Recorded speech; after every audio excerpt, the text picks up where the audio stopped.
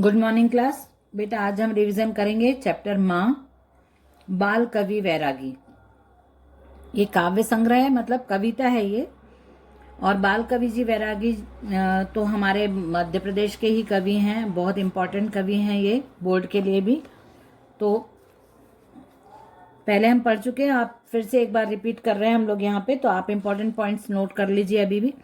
बाल कवि वैरागी जी का जन्म 10 फरवरी सन 1931 ईस्वी को रामपुर जिला नीमच में हुआ। आपका वास्तविक नाम नंदराम दास वैरागी है। आपका परिवार अत्यंत विपन्न था। विपन्न मतलब गरीबी में परिवार था उनका, गरीब था। विपन्न मतलब संपन्न का अपोजिट वर्ड होता है, संपन्न का विलोम शब्द होता है ये विपन्न। संपन्न मतलब सब कुछ होना, समृद्ध होना, और विपन्न मतलब निर्धन होना, मतलब गरीब होना और कुछ ना होना। तो इसलिए उनका बचपन बहुत संघर्ष में बीता। उज्जैन से उन्होंने पढ़ाई की, उसके बाद वो राजनीति में सक्रिय हो गए। सन 1964 से सन 1980 ईस्वी में मनासा विधानसभा क्षेत्र से 2 बार विधायक चुने गए। संसदीय सचिव, मध्य प्रदेश शासन के संसदीय सचिव और राज्य मंत्री के पद पर भी रहे। 1984 मंदसौर जावरा लोकसभा क्षेत्र से संसद चुने गए। उसके बाद बहुत सारे देशों की यात्रा की। बैरागी जी मूलतः मालवी कवि हैं, जो मालवा के कवि हैं। मतलब उनके बहुत सारी जो काव्य संग्रह है उसमें चटक महारा चंपा, जावो मैदान में, और उन्होंने छोटी बड़ी सभी मिला के 25 फिल्मों के लिए गीत लिखे हैं बैरागी जी ने।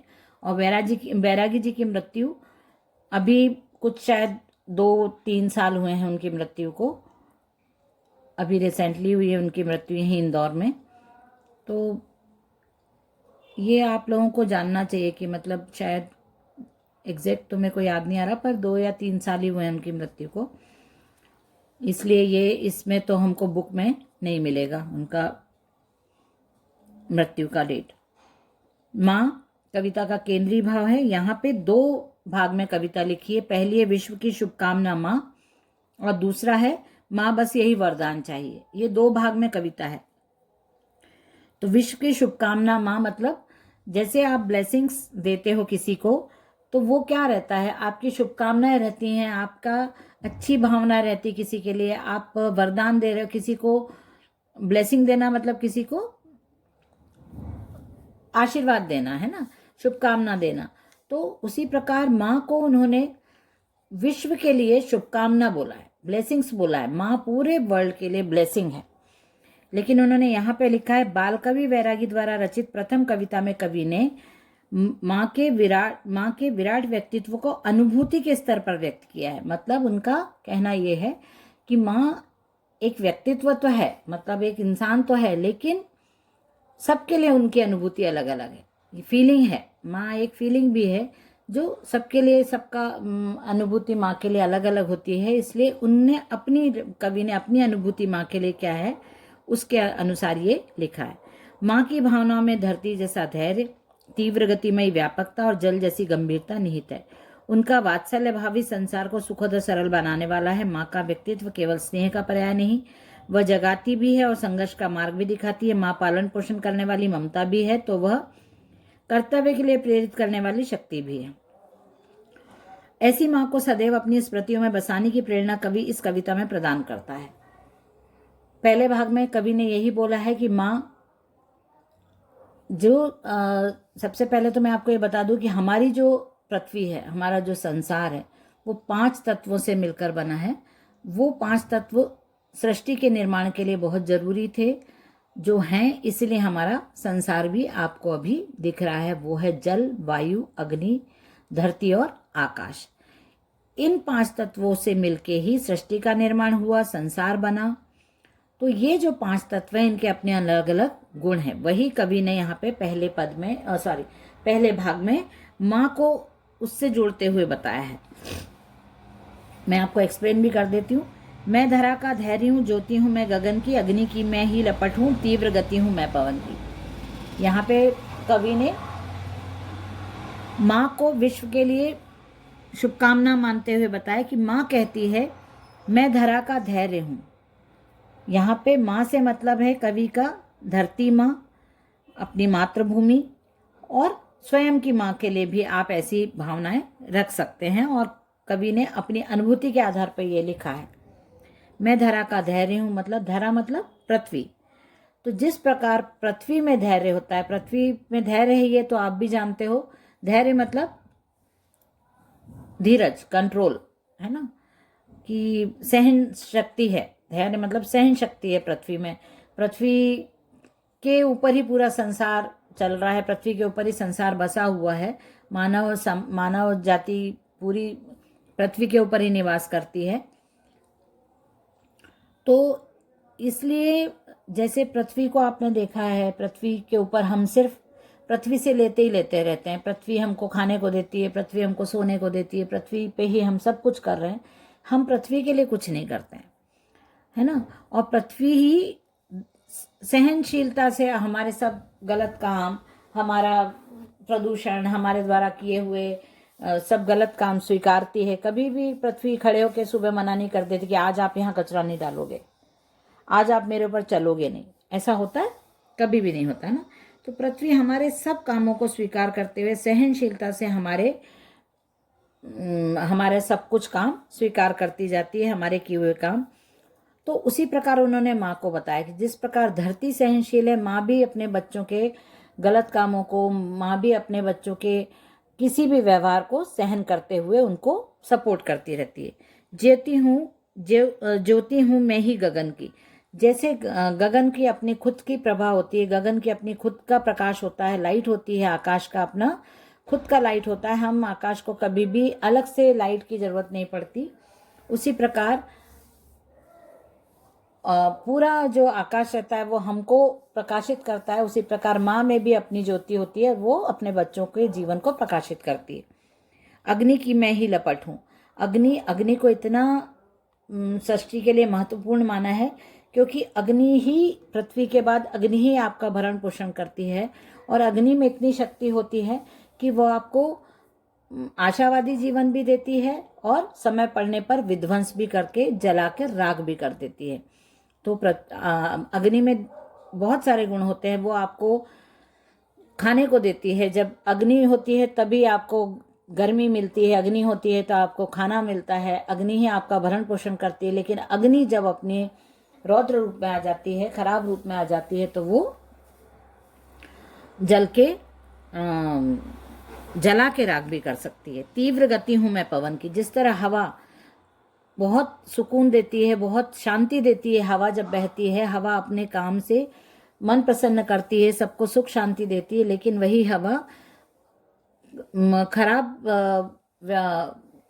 यदि आप प्रकृति के साथ गलत व्यवहार करते हो तो वही हवा विकराल रूप धारण करके सब कुछ नष्ट कर सकती है। तो उसी प्रकार माँ का भी है कि माँ हवा की तरह तीव्र है, गतिवान है, हमेशा काम करती रहती है, निरंतर काम करती रहती है, बैठती नहीं है, थकती नहीं है। लेकिन यदि समय आने पर माँ अपनी तीव्रता आपके कामों में भी दिखा सकती है।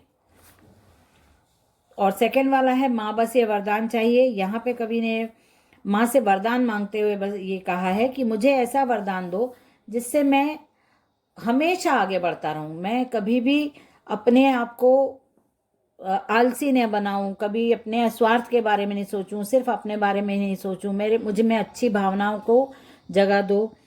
मैं प्रतिपल गतिमान पग चाहिए, मतलब मेरे कदम हमेशा आगे बढ़ते रहें, पीछे नहीं। मैं कभी भी किसी भी परिस्थिति में गिव अप नहीं करूं, कभी भी परिस्थिति से हार मानकर डरूं नहीं।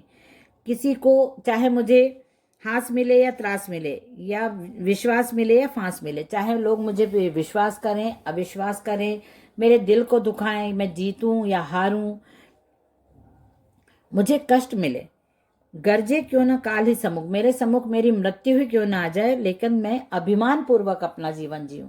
मेरा जीवन ऐसा नहीं होना चाहिए कि कोई भी आके मुझे डांट रहा है, कोई भी आके मुझे गलत बोल रहा है, कोई भी मेरा फायदा उठा रहा है, कोई भी मुझे नीचा दिखा रहा है। मेरा जीवन ऐसा होना चाहिए जिस पे मैं स्वयं गर्व कर सकूं। मुझे किसी के दिखावे की, किसी के सहयोग की जरूरत नहीं है, लेकिन मैं अपने आप में शर्मिंदा नहीं होना चाहता। अपने जीवन को लेके मैं अपने ऊपर, स्वयं के ऊपर गर्व करते हुए अपने जीवन को जीना चाहता हूँ।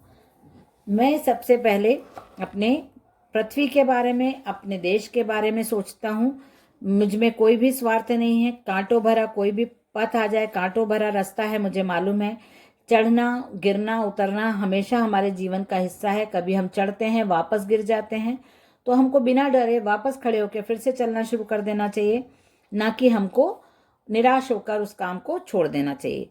उठ उठ कर हम गिरे उठे फिर, पर गुरुता का ज्ञान चाहिए।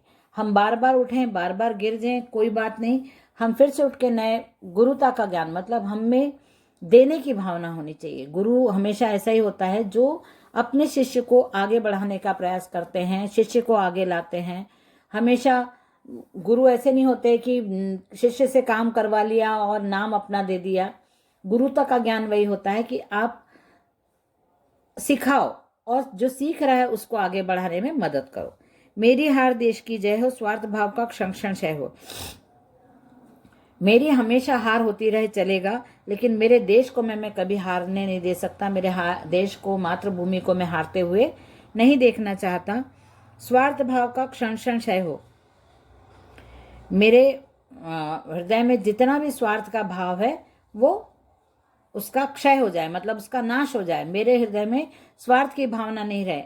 मैं अपने स्वार्थ के लिए नहीं काम करना चाहता। मैं अपने स्वार्थ के लिए कुछ नहीं प्राप्त करना चाहता। मैं अपने जल जल कर जीवन दूं जग को। मैं अपने जीवन को जला दूं, अपने शरीर को हमेशा काम करते हुए गला लूं, लेकिन फिर भी मैं अपनी पृथ्वी को, अपनी मातृभूमि को, अपने देश को आगे ही बढ़ाने में काम करना चाहता हूँ। बस इतना सम्मान चाहिए मुझे, इतना सम्मान चाहिए कि मैं अपने ऊपर गर्व कर सकूं, जिससे मेरे मनुष्य जन्म सफल हो और मुझे कभी किसी का दिल ना दुखाना पड़े। माँ बस ये वरदान चाहिए, माँ बस ये वरदान चाहिए। ये मुझे वरदान आप दीजिए कि मैं कभी दूसरों को दुखी नहीं करूं, दूसरों का नुकसान नहीं पहुंचाऊं। चाहे मेरा अपना नुकसान हो जाए, मैं अपने देश को, अपने समाज को हमेशा आगे बढ़ते देखना चाहता हूं। यहाँ पे उन्होंने इसमें यही बताया है, सेकंड वाले में भी, कि माँ से ऐसी शक्ति मांग रहे हैं कवि कि जो आने वाले समय में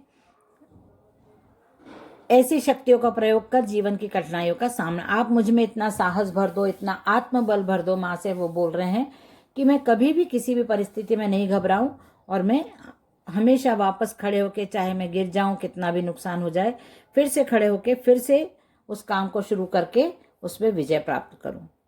हार जीत को समान भाव से ग्रहण करूं। सदैव देश की उन्नति और विकास के लिए हम क्रियाशील हों। इस हेतु जीवन के समस्त स्वार्थ त्याग कर राष्ट्र सेवा के लिए समर्पित होना ही हमारा लक्ष्य रहे। ये कवि ने सेकंड वाले में एक्सप्लेन किया है, जो मैं आपको समझा चुकी हूँ। अब ये चैप्टर हमारा आज हो गया है यहाँ पे, और इसके जो ऑब्जेक्टिव्स वगैरह हैं वो अब हम कल सॉल्व करेंगे। ओके बेटा, चलिए बाय एवरीवन।